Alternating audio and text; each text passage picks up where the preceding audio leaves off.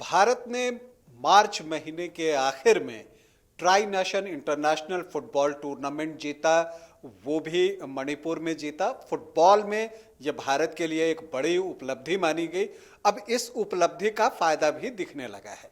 जो FIFA ranking है उसमें भारत को इस टूर्नामेंट की जीत से जो है 4 स्थानों का फायदा हुआ है। और ये जो फीफा रैंकिंग में सुधार हो रहा है ना, इसका लाभ भारतीय टीम को मिल सकता है।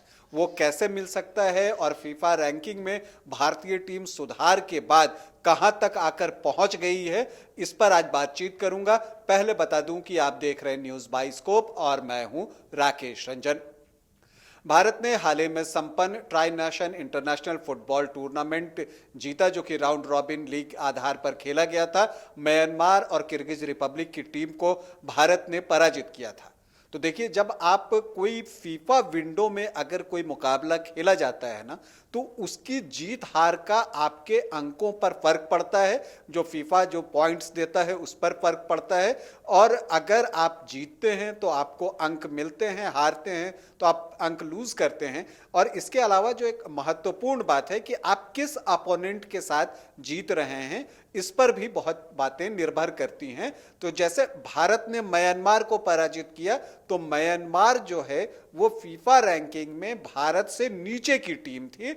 तो इसलिए जो म्यांमार के खिलाफ आपको जीत मिली, उससे जो है भारतीय टीम को 3.23 अंक मिले। मतलब 3.23 पॉइंट जो है वो भारत को मिले म्यांमार को पराजित करने के लिए। जबकि किर्गिज रिपब्लिक, जो कि भारत से ऊंचे रैंकिंग की टीम थी, 94th रैंक की टीम थी, उसे पराजित करने के लिए भारतीय टीम को 5.34 पॉइंट मिले, 5.34 अंक।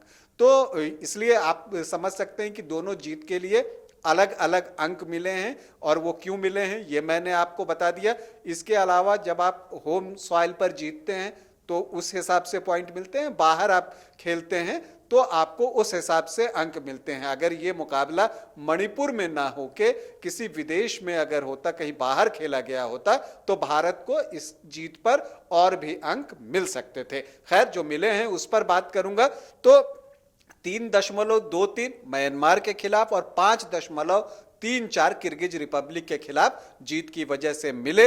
इस वजह से जो टोटल अंक बढ़े भारत के, वो 8.57 बढ़े, मतलब 8.57। और इसके बढ़ने के बाद भारत के अंक हो गए 1200.66। तो ये अंक हो गए भारत के, और इस आधार पे भारत को 4 स्थानों का फायदा हुआ। भारत जो कि फीफा रैंकिंग में 106 पर था, वो अब 102 पर आ गया है। तो ये बड़ी बात है। 6 अप्रैल को जब फीफा इस रैंकिंग को जारी करेगा, उसमें देखना है भारत किस स्थान पर रहता है, उस पर हमारी नजर होगी। देखिए, ये जो फीफा रैंकिंग है ना, वो बहुत महत्वपूर्ण हो जाती है। और इसलिए महत्वपूर्ण हो जाती है कि देखिए, अभी एएफसी एशियन फुटबॉल चैंपियनशिप आपको होना है जनवरी 2024 में। उसके लिए अभी ड्रॉ आया नहीं है, वो मई में ड्रॉ आएगा, मई के महीने में वो ड्रॉ आएगा। तो जो ये 6 अप्रैल को जो सूची जारी हो जाएगी, उसमें अगर भारतीय टीम अच्छे रैंक पर रखती है तो उसी के अनुसार ड्रॉ बनता है और उसका फायदा आपको ड्रॉ में मिलता है। तो भारतीय टीम उस प्रयास में है कि उसमें जो है उसे अच्छे अंक मिलें। भारत के अगर हम बेस्ट फीफा रैंकिंग की हम बात करें, तो वो जो है वाईचुंग भूटिया और आईएम विजयन का जमाना था। और ये बात मैं कर रहा हूं 1996 की। तब भारत को 94वां रैंक मिला था। और उसके बाद जो है भारतीय टीम, जब तक विजयन और भूटिया रहे, एक तरह से स्थिति ठीक रही। फिर इसके बाद 1999 से फीफा रैंकिंग का नया फार्मूला आ गया, जिसमें जो मैं बातें कर रहा हूं कि आप किस अपोनेंट को हरा रहे हैं उस पर पॉइंट्स मिलने लगे, होम अवे मैच का पॉइंट्स पर फर्क पड़ने लगा। तो ये सारी चीजें होती गई और उस आधार पर धीरे धीरे भारतीय टीम जो है, जब विजयन ने रिटायरमेंट ली, फिर भूटिया ने रिटायरमेंट ली, तो उसका असर भारतीय रैंकिंग पर भी पड़ा। और एक समय जो है भारत की रैंकिंग जो है 2014 में वो 171 तक पहुंच गई थी। अब आप समझिए कि आप इतने पीछे चले गए थे, अब वहां से आप 102 पर आए हैं। तो तो ये बड़ी बात है और ये इसे आप उपलब्धि के तौर पर देख सकते हैं। असल में स्टीफन कॉन्टेस्टाइन को जब दूसरी बार भारतीय टीम का कोच बनाया गया था, तब जो है वो एक बार फिर से उन्होंने प्रयास किया और उसके बाद भारतीय टीम को 100 के अंदर लेकर आए। 2017 मई महीने में भारतीय टीम 100 के अंदर थी। और तो ये सारी चीज़ें हम देखते हैं।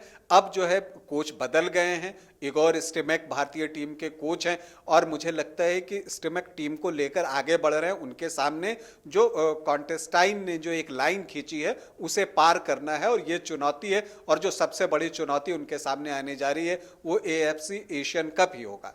देखिए, अगर आपको फीफा रैंकिंग में सुधार करना है तो ये ज़रूरी है कि जो मुकाबले फीफा के ब्रैकेट में खेले जाते हैं आप उसमें ज़्यादा मुकाबले खेलें। जो आप टूर्नामेंट खेलते हैं जिससे कि फीफा रैंकिंग पर असर पड़ता है, उसे ज़्यादा करने की ज़रूरत है। और इसके लिए जो ऑल इंडिया फुटबॉल फेडरेशन है उसको इस दिशा में प्रयास करना चाहिए।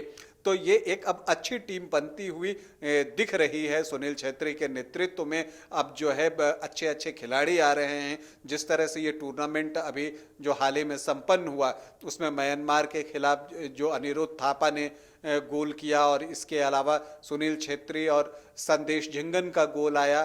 तो ये खिलाड़ी जो है वो धीरे धीरे अपने आप को साबित कर रहे हैं। कई प्रतिभावान खिलाड़ी भारतीय फुटबॉल टीम के साथ जुड़े हैं, तो ये अच्छी बात है।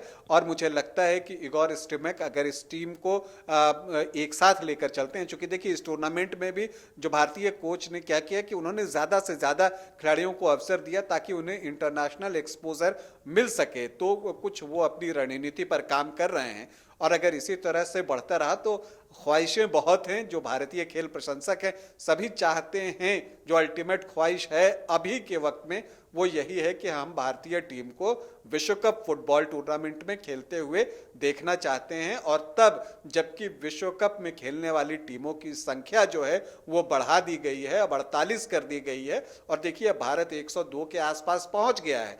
तो अगर AFC Asian cup football tournament में भारतीय टीम अच्छा प्रदर्शन करती है और इसी तरह से प्रदर्शन करते रहती है तो हो सकता है जो ये सपना है हमारा कि हम भारतीय टीम को फुटबॉल विश्व कप में खेलते हुए देखें, हर भारतीय का ये ख्वाब है, तो वो एक दिन सफल हो सकता है। उसके बाद हम आगे और भी बहुत कुछ सोच रखा है हमने कि भारतीय टीम वर्ल्ड कप जीते, लेकिन वो तो अभी दूर की कौड़ी है। फिलहाल तो जो भारतीय फुटबॉल टीम के सामने चुनौती है वो ये है कि वो विश्व कप फुटबॉल के लिए क्वालिफाई करे और उससे पहले चुनौती है कि AFC एशियन कप जो फुटबॉल टूर्नामेंट होगा उसमें वो बेहतर प्रदर्शन करे, वो अपनी रैंकिंग सुधार करे। भारतीय फुटबॉल टीम को हमारी ढेरों शुभकामनाएं। अभी के लिए इतना ही, इजाजत दें, नमस्कार।